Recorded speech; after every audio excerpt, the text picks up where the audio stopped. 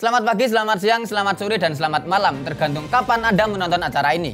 Selamat datang di Mojok Mentok, sebuah acara yang akan merangkum berita yang terjadi selama sepekan terakhir. Tentu saja dibawakan secara cerdas, tangkas, dan terginas oleh saya sendiri, Agus Mulyadi. Agus Mulyadi. Agus Mulyadi. Sebagai host yang akan menemani Anda.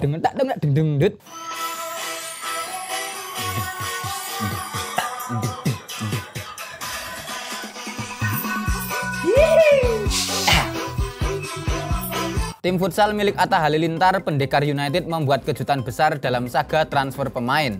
Tim yang kini berlaga di Liga Futsal Indonesia tersebut mengumumkan bahwa mereka berhasil merekrut Kapten Timnas Portugal, Ricardinho. Hal tersebut tentu saja menghebohkan banyak pihak. Maklum saja, Ricardinho adalah bintang besar dalam dunia futsal. Ia adalah pemain terbaik dunia 6 kali, yakni tahun 2010, 2014, 2015, 2016, 2017, dan 2018. Ricardinho pula yang turut membawa Portugal menjuarai Piala Eropa Futsal 2018 dan Piala Dunia Futsal 2021. Walau hanya dikontrak selama 3 bulan, namun tetap saja kepindahan Ricardinho itu menjadi berita besar dalam dunia futsal. Melalui unggahan di akun Instagramnya, Ricardinho mengaku tak sabar untuk bisa segera bermain untuk Pendekar United dan ingin membantu Pendekar United menjuarai kompetisi futsal Indonesia. Sementara itu, Atta Halilintar pasca resmi merekrut Ricardinho melalui akun media sosialnya berjanji bahwa musim depan ia akan mendatangkan banyak pemain terbaik dunia untuk memajukan dunia futsal Indonesia. Tentu saja ini kabar yang sangat menggembirakan. Memang ya, seperti kebanyakan orang dewasa yang bijak pada umumnya, saya tidak terlalu cocok dengan konten-konten YouTube-nya Atta Halilintar ya.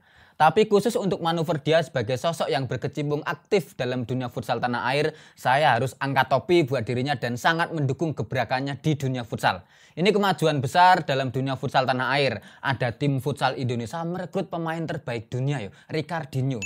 Ini dewanya futsal ya, core of the core-nya futsal. Cristiano Ronaldo-nya futsal. Ya kalau futsal diibaratkan sebagai kabinet, Ricardinho ini ya Luhut Binsar Panjaitannya lah ya. Apa yang dilakukan oleh Atta ini bisa menjadi usaha untuk membangun reputasi bahwa tim-tim olahraga di negeri ini perlahan layak untuk pemain-pemain terbaik dunia. Ya sekarang futsal, semoga kelak sepak bola sebagai olahraga paling populer di Indonesia bisa ikut menyusul. Ya siapa tahu ya 2030 nanti pemain-pemain bola terbaik dunia bisa main di tim-tim tanah air. Ya siapa tahu. Dulu kan pernah ada tuh Mario Kempes juara dunia main di Pelita Jaya. Siapa tahu era itu bisa muncul kembali karena manuvernya Mas Atta Halilintar ini. Nggak ada yang mustahil. Tahun 2030 nanti Vinicius Junior main di PS Hizbul Waton. Atau Kylian Mbappe main di PSIW Wonosobo. Lalu siapa? Erling Haaland itu nanti main di PPSM Magelang. Kan ya lumayan. Jeda musim bisa ikut khataman di pondoknya Gus Yusuf Tegalrejo. Cocok ya. Mengko balik kampung langsung jadi ketua Les Bumi cabang Norwegia. Info sedap, tampan dan pemberani. Masuk, mantep mas, masuk. Pemberani.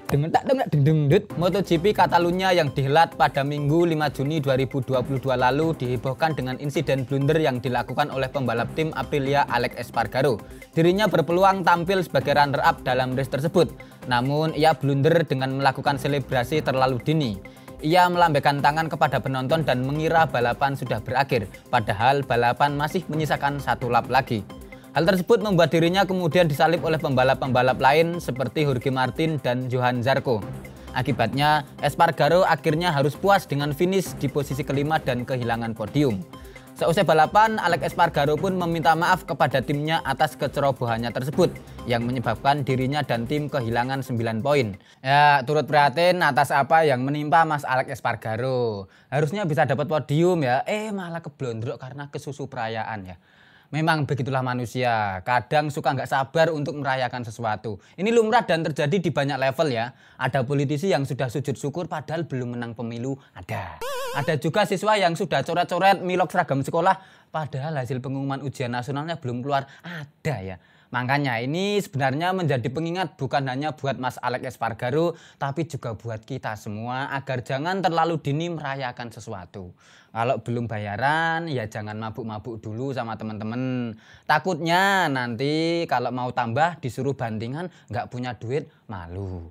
Kalau belum sukses ya jangan sok-sokan bikin perayaan, ngasih kalimat-kalimat motivasi. Takutnya kalau ketemu sama yang beneran sukses, tengsin sendiri. Kalau belum jadi pacarnya ya nggak usah sok bermanis-manis dan terlalu baik, sewajarnya saja. Takutnya nanti kalau nggak jadi malah gerus ya, remuk. Urusan hati itu nggak usah dibikin atraksi ya. Publik dihebohkan dengan rencana pemerintah yang ingin menaikkan tiket masuk ke kawasan Candi Borobudur menjadi Rp750.000 untuk wisatawan domestik dan $100 untuk wisatawan asing. Rencana tersebut mula-mula diumumkan oleh Menteri Koordinator Bidang Kemaritiman dan Investasi Luhut Binsar Panjaitan di akun Instagram miliknya. Dalam unggahannya tersebut, Luhut menyatakan bahwa rencana kenaikan harga tiket itu sebagai salah satu upaya untuk menjaga kelestarian Candi Borobudur. Luhut juga menyatakan bahwa kenaikan harga tiket akan disertai dengan pembatasan jumlah pengunjung menjadi maksimal 1.200 pengunjung per hari. Selain itu, kenaikan tiket juga digunakan untuk menyubsidi harga tiket untuk pelajar yang diturunkan menjadi hanya Rp5.000 saja. Direktur Utama Taman Wisata Candi Borobudur Prambanan dan Ratu Boko Edi Stiono menjelaskan bahwa tiket Rp750.000 dan $100 itu hanya berlaku untuk wisatawan yang naik ke Candi Borobudur. Sementara wisatawan yang hanya masuk ke pelataran candi dikenakan tarif reguler yakni Rp50.000 untuk wisatawan lokal dan $25 untuk wisatawan asing. Ya, terkait rencana pemerintah yang akan menaikkan tiket Candi Borobudur, kita sudah mendatangkan narasumber yang tentu saja kompeten untuk membahas. Siapa dia? Ya benar, Mas Prahit Sudarmono. Jadi Mas Prahit ini adalah warga Cupang lokal Magelang ya? Oh siap, kita tanya-tanya Mas. Halo Mas Prahit, kok lemes ya Mas? Oh, urung sarapan. Siap-siap. Engko bariki catering teko iki.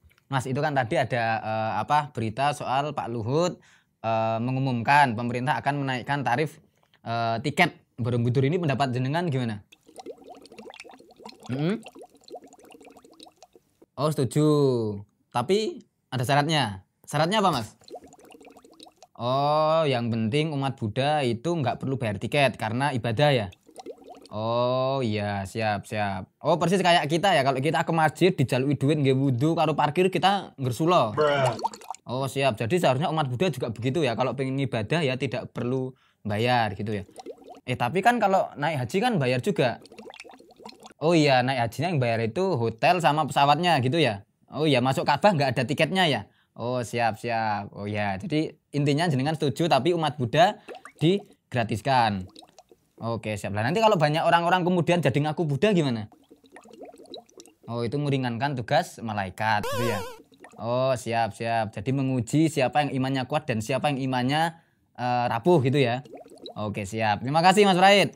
Ya itulah pendapat Mas Prahit terkait kenaikan rencana kenaikan tiket Borobudur. Obrolan saya bersama Mas Prahit ini sekaligus menjadi pungkasan episode kita kali ini. Sampai jumpa di episode berikutnya, tentu saja dengan narasumber yang jauh lebih bermutu dan jauh lebih progresif. Sampai jumpa.